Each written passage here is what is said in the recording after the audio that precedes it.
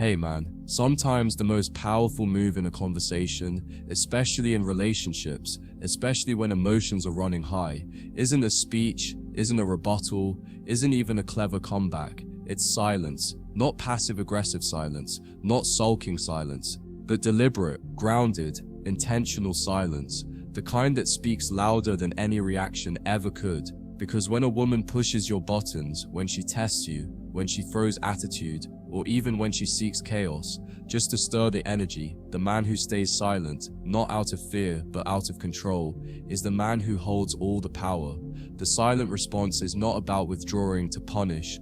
It's about knowing that your energy is too valuable to be spent explaining yourself to someone who's not listening, arguing with someone who's emotional, or reacting to someone who's fishing for a rise out of you. You don't chase, you don't over-clarify, you don't meet her in the heat. You breathe, you pause, you observe. And that pause, that moment of calm indifference, it does more damage than any raised voice ever could, because it tells her without words, you don't move me. And here's what most guys get wrong. They think silence means weakness. That if they don't speak, they're not standing up for themselves. But that's not true. Speaking too soon, reacting emotionally, proving your point too eagerly, that's not strength. That's insecurity on a loudspeaker. Strength is when you can feel the fire building inside you and choose not to let it out. It's when you let her words land, you let the emotions swirl, and you say nothing, not because you're defeated, but because you've already won the moment you stayed composed.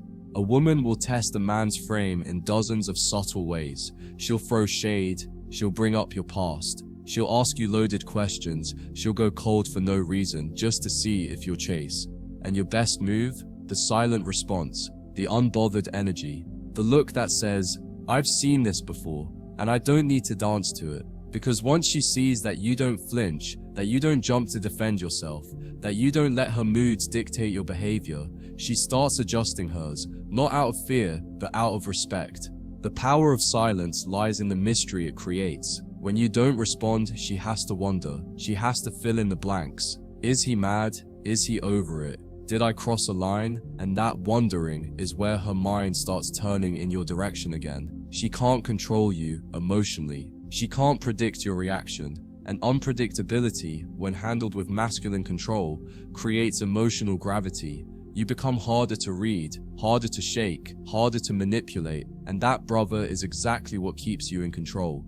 And let's be clear, you don't stay silent forever. You don't avoid the hard conversations, but you wait. You wait until the storm passes. You wait until she's calm.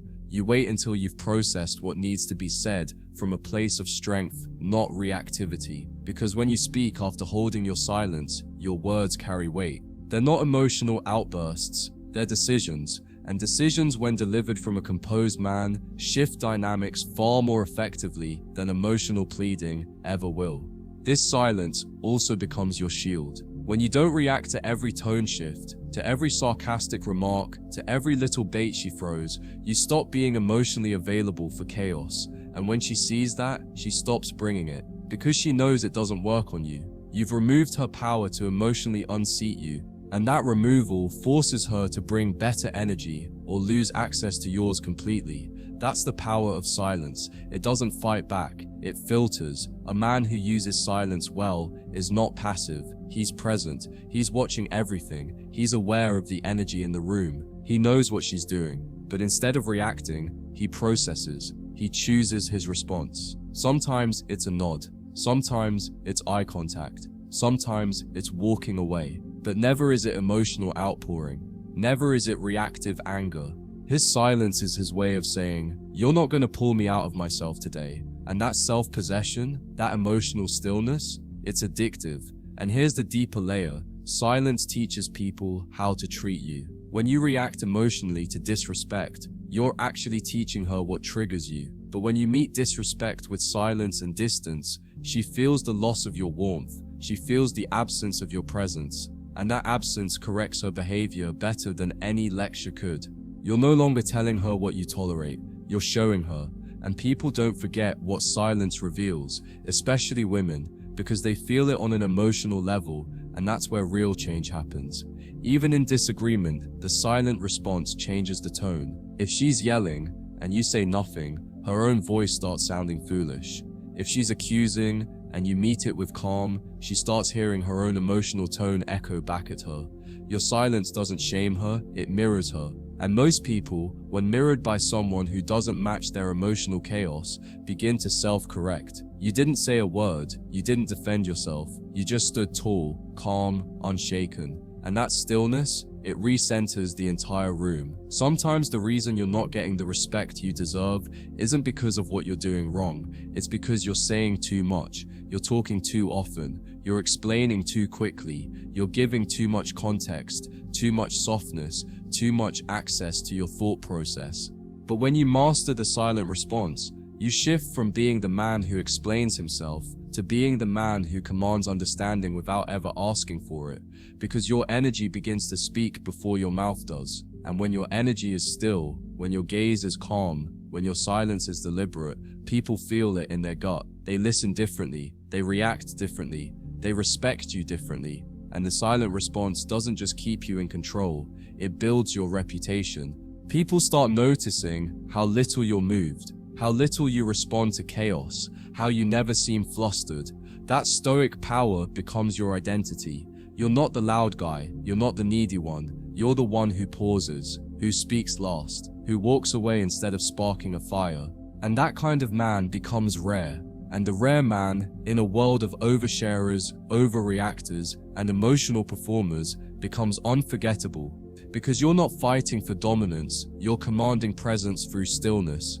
In dating especially, this silence becomes your edge. When she's used to men reacting to her every move, and you don't, she notices. When she's used to men over-explaining, over-texting, over-apologizing, and you remain calm, short, intentional, she feels it. You become unpredictable, mysterious. She doesn't know where she stands anymore, and that emotional tension is what reignites her curiosity. And with curiosity comes effort. With effort comes femininity, and with femininity comes the natural dynamic where she leans in and you lead through presence. You'll also find that your own inner peace multiplies when you stop engaging every emotional tug, every bait, every moment that begs for your validation. You stop being reactive. You create space, you think clearer, you respond slower, and that's when your decisions become more powerful. Because now you're not operating from defense, you're operating from centered control, and people start treating you like the grounded force in the room, not because you dominate, but because you refuse to be dominated emotionally. And yes, some people will be uncomfortable with your silence, especially those who benefited from your over-explaining. They'll accuse you of being cold, distant, arrogant, but none of that matters, because your silence was never meant to make them feel safe. It was meant to protect your clarity, and the ones who belong in your life won't be intimidated by your silence. They'll be inspired by it. They'll rise to meet your stillness with intention, with respect, with effort. And that's how you separate those who truly align from those who are just using your voice to soothe their own chaos. This silence also rewires how you communicate with yourself, because the man who can hold silence with others holds it first internally. You stop justifying, you stop arguing with your own standards, you stop debating whether you did the right thing. You become your own anchor, your own validator, your own guide. And from that place, when you do speak, your voice sounds different. It doesn't tremble, it doesn't beg, it doesn't look for approval. It speaks from a place of already knowing, and that's what people follow, not words, but certainty. You become the man who holds his peace, not just in silence, but in posture. You walk into a room and people feel it. You don't need to perform, you don't need to show dominance, you just are. You move with grace, with stillness, with minimal expression. And women feel that in ways they can't even explain, because in your silence, she feels a man who can protect, who can lead, who can listen without ego and speak with meaning, not volume. That's how you shift from being heard to being felt. And the best part? This silent strength isn't something you have to fake, it's something you build. By choosing not to react today, by pausing instead of explaining tomorrow, by walking away when you feel disrespected, by choosing space over verbal combat. And every time you do that, you reinforce something inside of you. My presence is enough. My silence is enough. My standard is enough. And eventually, you'll reach a place where your silence does more than just keep you in control. It teaches everyone around you how to treat you. You'll stop needing closure, stop needing to be understood, stop needing to win every debate, because now you understand power is quiet. It doesn't shout, it doesn't chase, it doesn't correct. It just exists, it holds, it waits, it lets others exhaust themselves while it stays steady. And when you carry that kind of energy into your relationships, your friendships, your career, people don't just hear your words anymore. They respect your presence, because silence that comes from self-respect is the loudest message a man can ever send. So remember this, man, you don't need to speak to hold power. You don't need to defend your name every time it's challenged. You don't need to fight back to win. Sometimes the strongest move is the one that makes no sound, the one that leaves the message hanging, the one that walks away without a single word, because that silence, that calm, unmoved, emotionally sovereign silence, it's not the absence of action, it's the ultimate expression of control. And control, when rooted in stillness, is what separates the boys who talk from the men who lead without ever raising their voice.